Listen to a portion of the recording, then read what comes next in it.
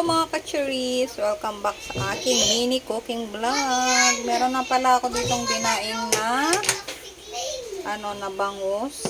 Nakaluto na kami nito yung mga ganitong part. Tapos ngayon ay papaksiwin ko naman yung ganitong part, yung mga ulo. Meron akong tangla dito mga kachuris. Medyo natuyo na pero pwede pa yan. Tapos luya. Kaya ganyan pala yung kuko ko kasi nagano ako ng mangosteen. Tapos sili. Meron tayong ampalaya. Tapos syempre dalawang telong. Tapos bawang.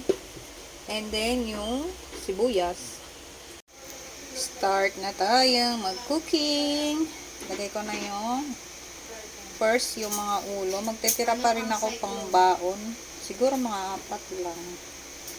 Dito kasi sa palengke dito sa amin mga kacharis is bawal nang maglinis ng isda.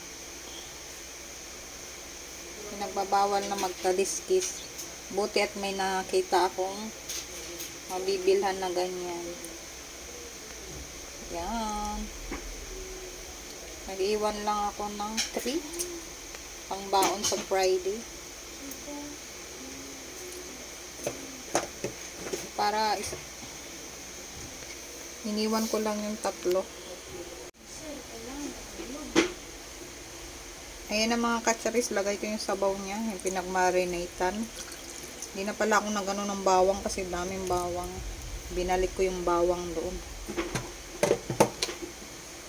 Ayan na yung kanyang pinaka, sobrang sarap yan mga kacharis. Nagre-request pa yung anak ko, pero sabi ko gusto ko naman paksiw. Yan. Tapos lagay ko na yung mga sibuyas at saka yung ganda ng pagka-boneless nila mga kacharis kasi wala talaga naiwan na tinik. Lagay na ako ng talong. Kaunti lang yung nakuha kong talong mga kacharis kasi nga may sira siya.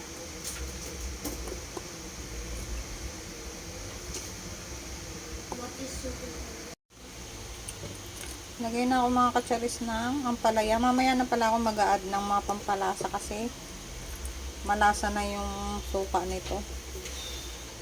Mag-add na lang ako mamaya. Kailangan din mag-add kasi nag-add tayo ng mga gulay.